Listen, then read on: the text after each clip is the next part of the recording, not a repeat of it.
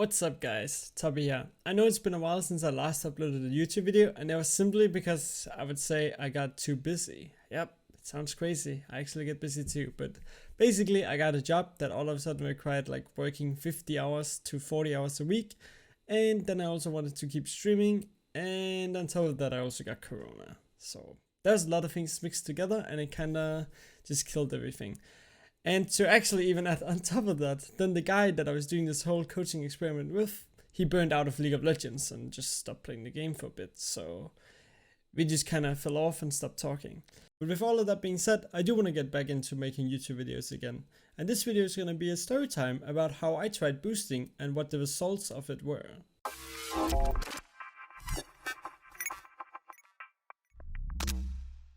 Alright, so this video I'll be talking about my boosting experience.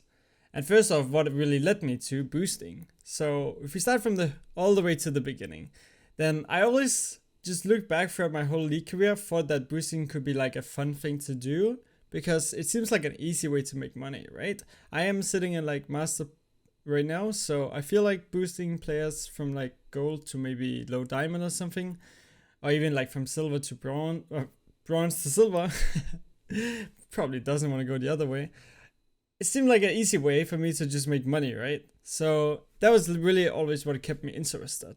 But I never really found out how to try it because I wasn't really interested in going through a boosting website and then having to like give them a cut, because I felt like I was just giving some random guy money who I guess connected me with a customer. So in that way they did some work too, but it just seemed more rewarding if you got all of the money that you were earning, because it really felt like you were doing all the work, right? So I never really found anyone in a really long time, and therefore I didn't really know like how to get started. And I also knew it's against the League of Legends terms of service, so I never would want to do it on like an account that mattered to me, because I didn't want to lose an actual account that I loved playing on. So I also had to do it on like a account that I didn't really care about, like just a throwaway account that you maybe leveled like, 10 years ago or something, and you don't really care about it anymore.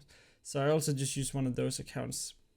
So one day I finally got a guy who were like joking around about me boosting him, and I actually reached out to him and asked if he was serious about it, because I would be down to try it. And he was. So we ended up going, I think he was like bronze in the beginning, and we really just wanted to try it out. So there was nothing like he had to reach a certain rank. I was just going to try and boost him a few ranks and make a little quick bucks for that. So I have never done boosting before in my life, so I had absolutely zero idea of what the prices were and what was reasonable to take, right? So as soon as I hear him being in bronze, I absolutely think it's like, that seems really, really, really easy. So I don't even have to do anything here, right? I can just sit back, play with my eyes closed and still win. So I was like, okay, I'm gonna do $7 per tier. And this ended up really like just not working out at all for me, because I even though like I think we won 19 games in a row, I quickly realized that we were winning every game like I expected, but it actually is taking quite some time, because the guy, and this is something I guess I just didn't think through, only gets like plus 13 per game. So when I'm winning with him, even though it's in bronze, we don't just have to win 4 games, get plus 20 per game and get each tier, which will take maybe like 2 hours at max. We are actually like having to play maybe 8 games. So after boosting him from like bronze 3 to bronze 1 and getting, I think, $7 per the first, and then I upped it a little to 10, I just realized I'm still going way too low. So then I was like, okay, I'm gonna go for a crazy shot here and tell him I want double in silver. So I want $20 per tier, because that seemed a bit more reasonable. But then as time went on, I still realized that, even though it's silver, games are still becoming dragged out. It felt like a little bit longer. So now, even though we were still like only getting plus 12 to 13, it was like I was getting $20 for 4 to 6 hours of work, honestly. That was kind of how it was going. Even though we were winning every game, it took forever, as in forever, to rank up. So it just really ended up not working out once again, and I kind of just burnt out of doing it, because I just realized like I'm not really having as much fun as I thought I would, and the money is not really a motivator to me, because I know like if I go work on my job, I get like around $23 an hour. So it's like I could work 1 hour at my job, get 23 bucks, or I could work as in boosting. I don't know if you would consider that work, but I could do boosting for 6 hours and get 20 bucks. And then PayPal takes maybe a cut of $2, so I'll actually end up having 18 bucks of what I just spent 6 hours on. And that quickly became like the biggest demotivator of me in this whole thing. And I just really did not feel like doing it anymore. It just ended up being like this dragged out thing, and I was kind of just procrastinating doing it. And like I never took money because it was a friend I trusted, so I never really took money and then did it. I just boosted him and then he gave me money afterwards, so I never really owed him anything, so that way I could stop whenever. But I didn't stop yet. So at this point, I just realized, okay, maybe I'll just try and give this a shot. And I don't know if I've clarified yet, but this is duo queue boosting. The guy was afraid of losing his account, so I've never tried just boosting by playing solo queue. I was doing duo queue boosting, so it also became harder as the ranks were up, but it was still like in low elo, so I don't think that really got to have an impact yet. But so he could just play whatever, and I would just play whatever, and we're just doing our thing.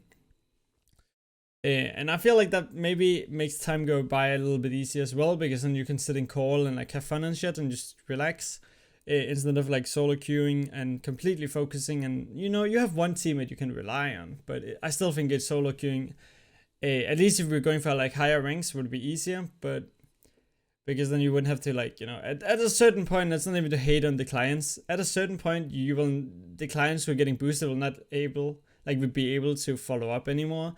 And it's just going to be much tougher because they're going to struggle a lot in pretty much every game. So now we're like at the spot where I'm kind of starting to burn out, and I haven't like talked to the guy for two or 3 days because I was doing this all in like one day. And I was like, I ended up just then giving it another shot. And this is where I realized how mentally taxing boosting actually is going to become once you start not winning every single game. Because this is where we started playing. I mean, we're still doing 20 bucks per tier in silver. And now what ends up happening is that we actually lose a game. And this is like pretty much one of the first losses. I think we had one loss before that.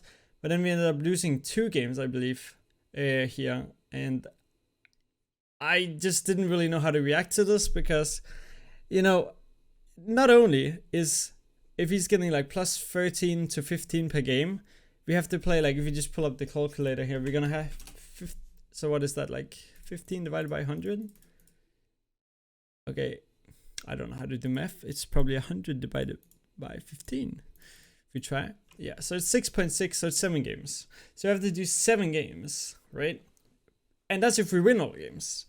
And every game, I don't know why, but every game in lower elo just seemed to be dragged out for so long compared to what they usually are. So every game would be like, I don't know, at least 30 minutes long. So it's like 30 times 70, and then you really have like 210, which is what? 210 divided by 60, 3.5 hours, right? So we have 3.5 hours if I win every game. But then if I start losing, and not only, he gets like minus 18, minus 19, so it's like you have to win 2 more games.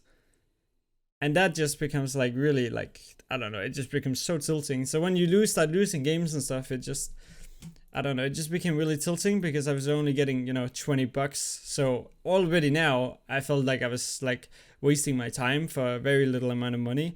And I think maybe, I have no idea. I never found out what boosting prices actually are. But I think I underpaid myself a lot. But then at the same time, I don't know. Because like, if you look at the market, I believe... Actually, I don't know. I'm just going to talk out of my ass here. I was playing on my main today, and someone said that you can buy a master's account for around 70 euros, right? So that's like, this guy is paying me much more just to get out of fucking silver elo. So at that point, I wasn't really sure, like, if I was taking too much or too little. Most of my friends said I was taking too little, but some people will also be like, you can just buy a master's account for 70 bucks. Why would he pay, 100 almost to get out of fucking silver elo? It makes no sense.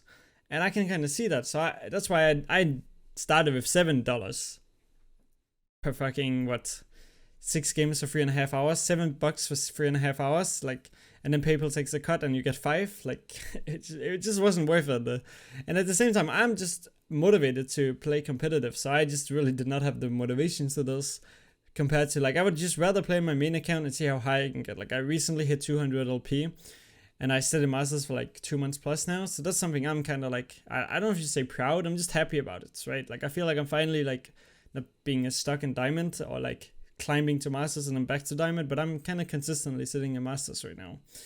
So I kind of just want to focus on being better at the game and improving, and getting $7 just wasn't like motivating me enough to take my attention away from improving it myself. And instead I was like, I just couldn't like really give myself the time to give boosting when I wasn't making more, if that makes sense. Like the money was not a big enough motivator to drag me away from my main and trying to climb in the game myself, because, you know, I feel like when you haven't reached Challenger, you haven't really reached the end game yet, if you can call it that in League of Legends. Like most people will probably never hit it, including myself, but that doesn't mean I won't give it a shot, right?